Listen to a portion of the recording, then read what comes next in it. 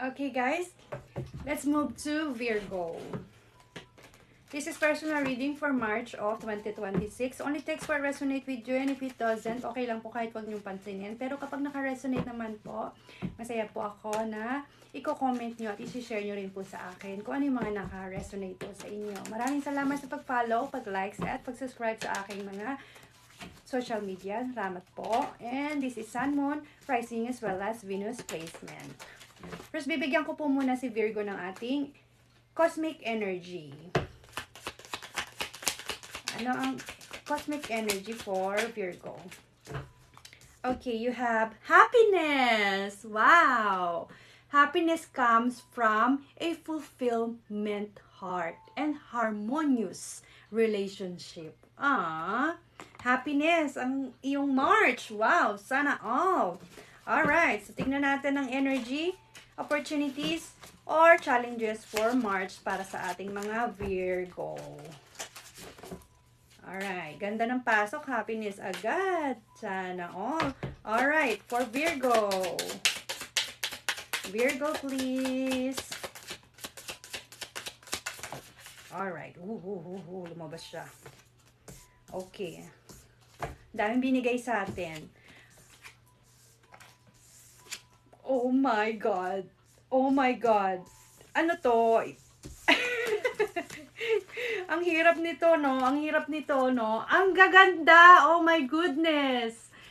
Wow, sabi na nga ba ang earth sign, ibang ang aura ng earth sign eh. So you have the 9 of cups, you have the 3 of wands, you have the 4 of pentacles, you have a queen of wands, and you have the page of wands again. So, isa na lang, no? Isa na lang yung cups para mapuno mo yung emotional fulfillment mo dito. Para, ka talaga.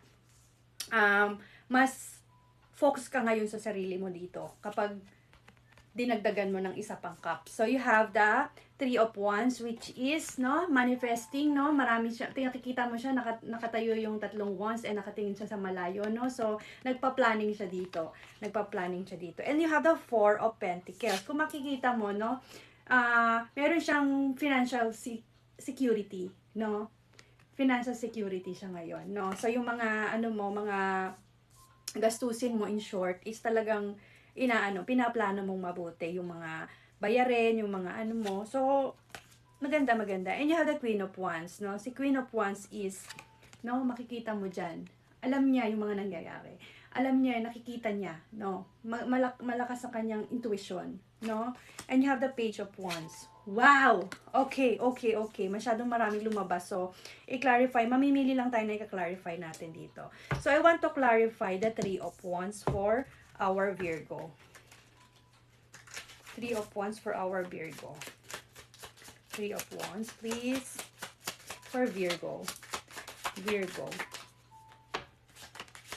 One more, please. Okay.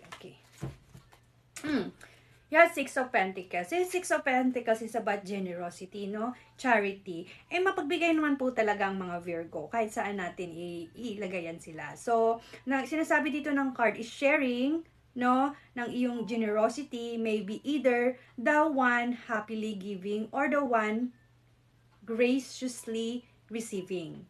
Either way, it is a relationship built on good faith. Remember, however, the importance of being able to take care of yourself as well. Walang masamang magbigay pero i-take care. Ingatan mo din ang sarili mo, Take care of yourself daw. And you also have a 9 of Cups. Si 9 of Cups, it's about intuition, adventure, and charm. So, during March, ayan na yung charm mo. Lalabas na yung charm mo. And pwede ka nang mag-start ng iyong mga adventure, kung ano yung mga gusto mong gawin.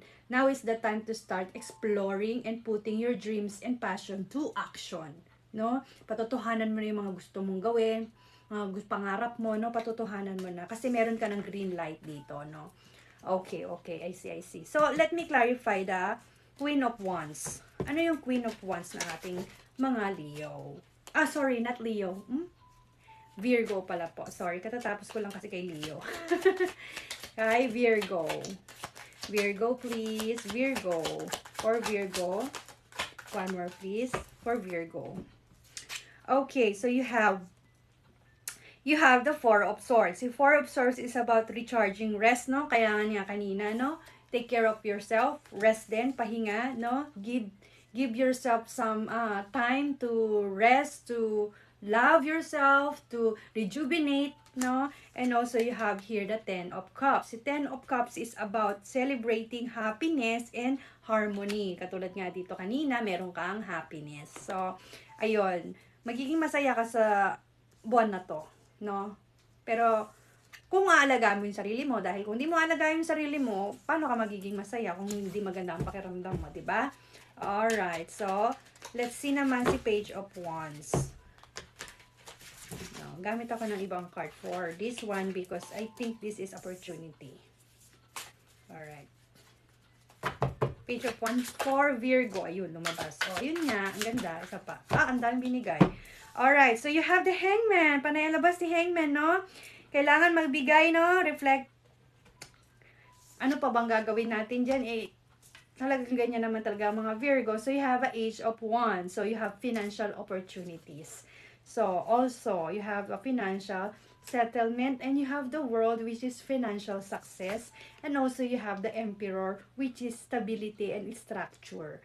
No, authority. Gamitin mo na yung discipline mo, yung focus mo, yung control mo, yung authority mo, yung protection mo, yung stability mo. Yan, ilabas mo na yan dyan kasi meron ka ng green light. So, may mga opportunities ka, pero alagaan mo yung sarili mo, huwag masyadong ma-burnout, no? Pag na-burnout ka, 'di ba? Sinasabi nga nila yung ating katawan, yung ating sarili, yung ating temple, no? Ang ating temple. So alagaan mong mabuti yan, no? Kay Hangman, no? Parang ano ka na rito parang gagawin ko na lang kung ano yung mga gagawin ko, no? Yung mga responsibilities ko, push ko to, no? Doon lang ako sa kung saan nakakatulong sa akin, no? Then sisipagan ko pa. Ganyan naman talaga kayo mga Virgo, no? And don't worry, you have the word which is achievement, fulfillment, and wholeness and harmony, no? As well as happiness. So, wow. Ingatan mo lang yung no? Yung paggastos masyado dahil meron ka ditong justice. Justice is about, of course, karma din yan si justice, no? So, do good, so yung karma babalik sa'yo ng maganda din, no? So, wow, ang ganda. Earth Earth, masabi ko nga, di ba, may mga abundance and opportunities ang mga Earth talaga sa darating na March. Okay. Or, sa mga darating pang mga buwan. Okay? Ayun. Bigyan kita ng iyong angel message or number. You have 1414, 1414. Wow, ang ganda. So, you have possibilities. Comment nyo dyan sa baba, possibilities. Building strong foundation, create stability, and welcome in possibilities. All possibilities exist and are amplified when gratitude is felt for the foundation that are in place. So, you are grateful for all that is and all that will be. I trust in the possibilities of what I desire or something greater. So, comment nyo po yan, no? And claim it. Claim it, happiness. Alright, that's your reading, Virgo, and see you in my next video.